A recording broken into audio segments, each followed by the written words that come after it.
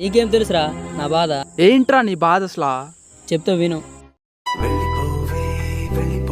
Hello రే, room rent కడతానని 3000 తీసుకున్నాం. ఇప్పటికే 3 నెలలు అవుతుంది. అసలు ఇచ్చే ఉద్దేశం ఉందా లేదా? ఈ వారంలో ఎలా అయినా ఇచ్చేస్తారా? ఒకసారి ఇస్తే మళ్ళీ మళ్ళీ ఇచ్చేలా ఉండాలిరా, అంతేగాని అలాగ అడిగించేలాగా ఉండకూడదు. సరే ఇదే లాస్ట్ రా.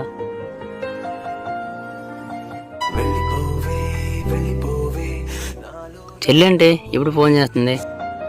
హలో హలో అన్నయ్య, ఇంకో 2 రోజుల్లో ఎగ్జామ్ ఫీజు కట్టాలి. 2000 రూపాయలు ఉంటే సెండ్ చేయవా? నాకెందుకు అడుగుతున్నావు? నాన్నకు అడగచ్చు కదా. అదేంట్రా అలా అంటావు? సరేలే పంపేస్తా ఏదోలా. పొద్దున్న ఏంట్రా ఇది?